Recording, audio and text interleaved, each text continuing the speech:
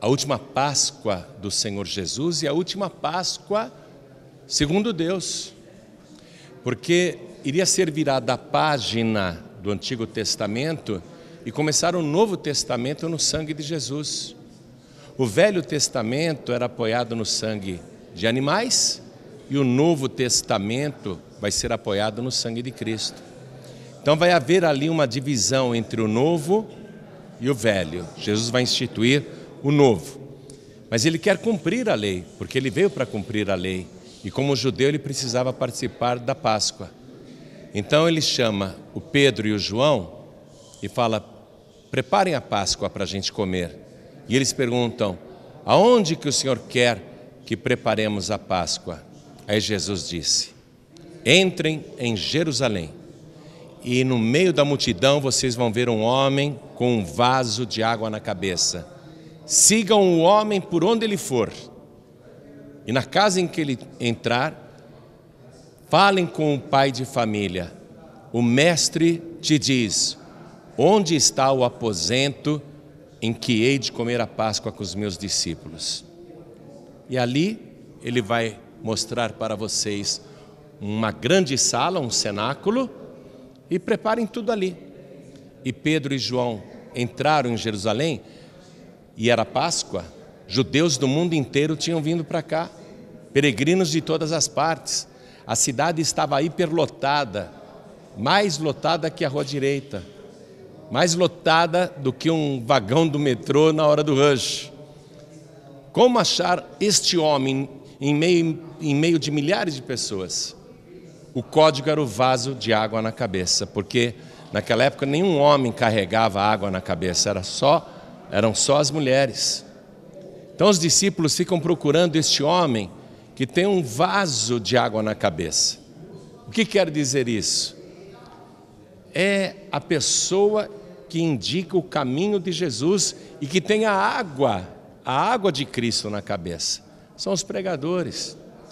Eles localizam este homem carregando o vaso de água na cabeça e começam a segui-lo. E aquele homem vai passando em meio de milhares de pessoas e eles vão seguindo. Aí o homem entra aqui, não neste aposento exatamente, abaixo de nós, porque as ruínas estão aqui embaixo. E o homem entra aqui e o Pedro e o João entram também. Procuram pelo dono da casa, isso era uma mansão. O dono dessa casa era um homem muito rico.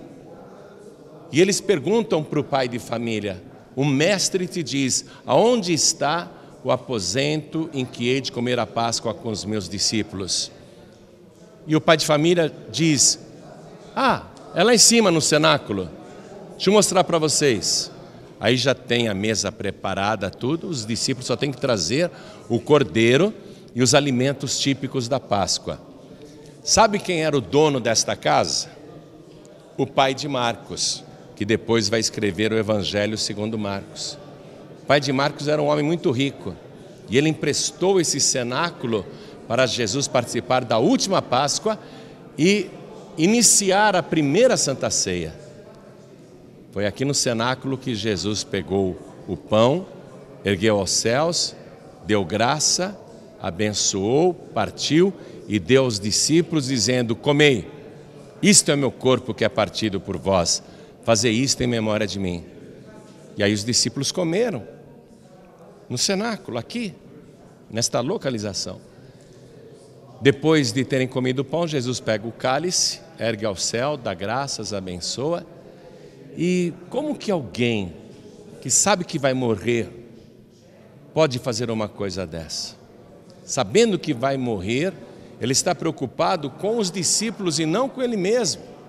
Quando Jesus pega o cálice, ergue ao céu, abençoa, dá graças, ele sabe que aquele cálice em breve será cheio com seu próprio sangue.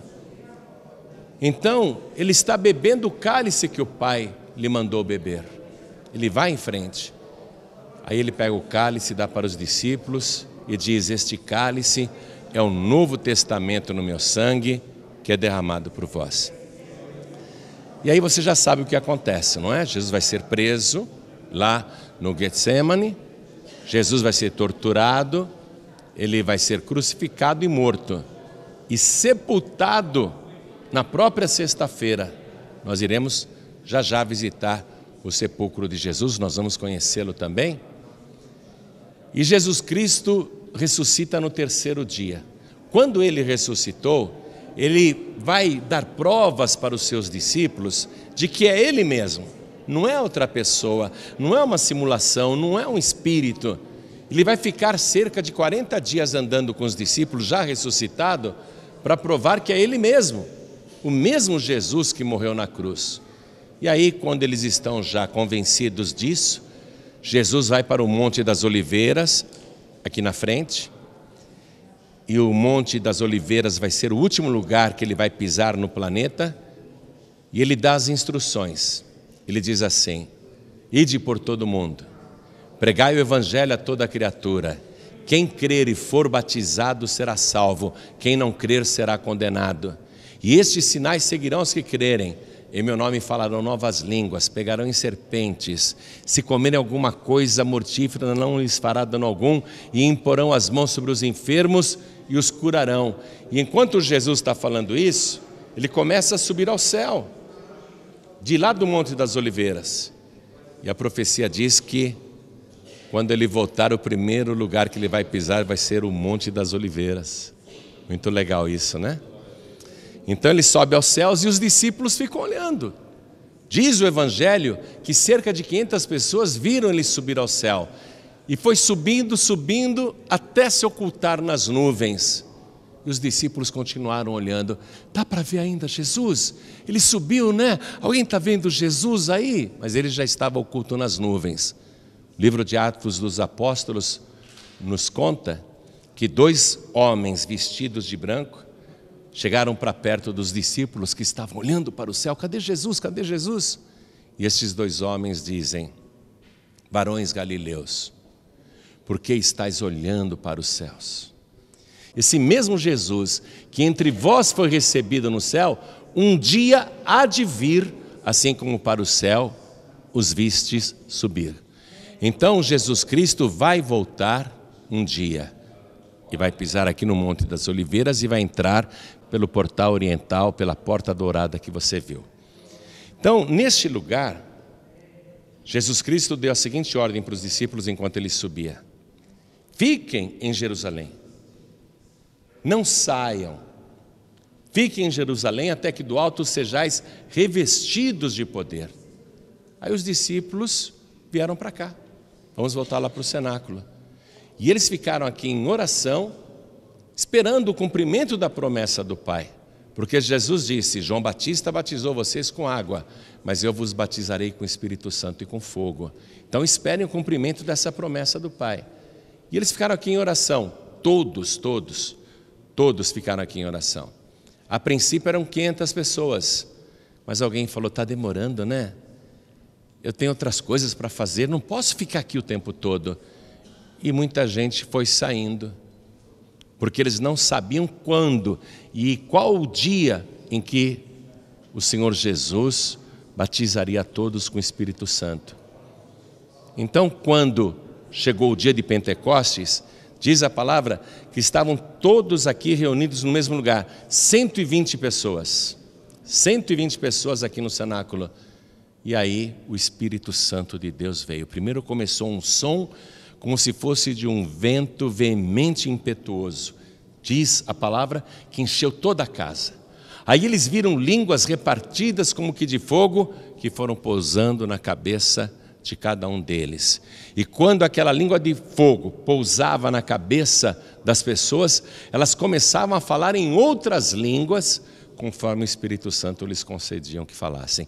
E eles falaram de uma tal maneira e fizeram tanto barulho aqui no cenáculo, que todos que estavam no templo lá embaixo correram para cá, porque era a festa de Pentecostes, Jerusalém continuava cheia, correram para cá.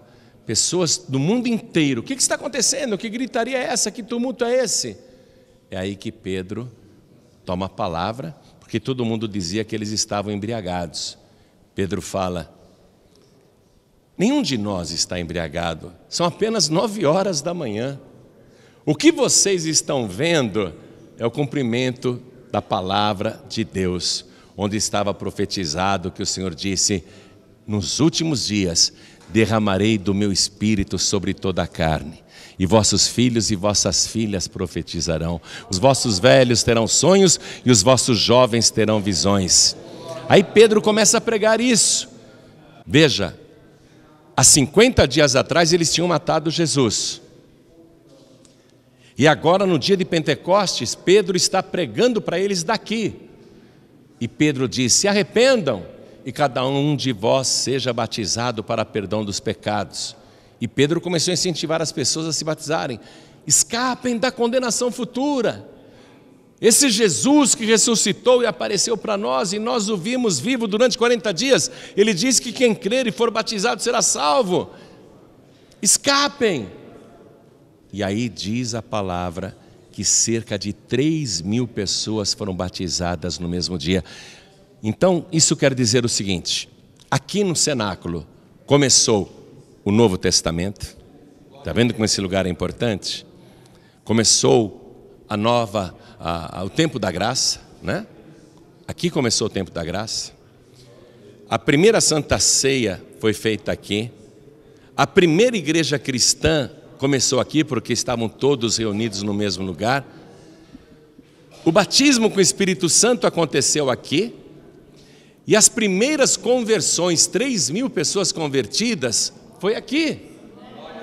Você está entendendo como é especial esse lugar em que nós estamos?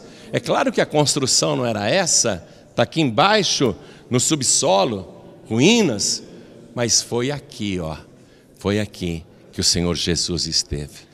Foi aqui que o Espírito Santo esteve. Foi aqui que Pedro esteve e pregou. Então este é um lugar para você ser cheio do poder de Deus. Esse é um lugar para você ter a sua vida abençoada e revestida de poder.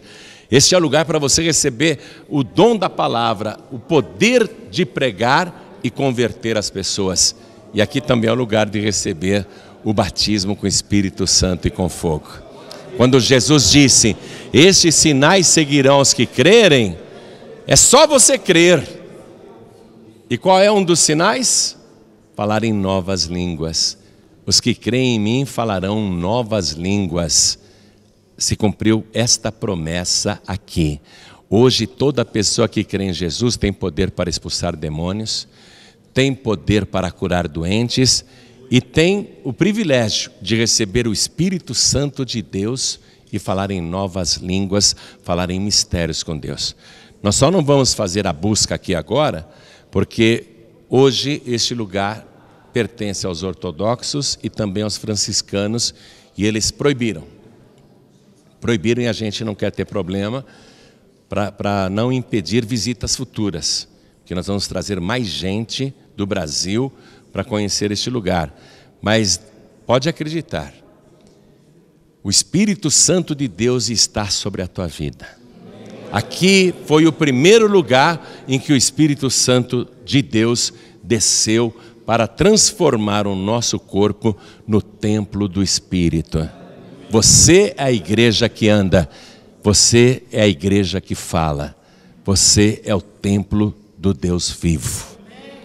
E isso só é possível porque aqui Jesus pegou o cálice, pegou o pão e nos transformou em novas criaturas. Deus abençoe todos vocês.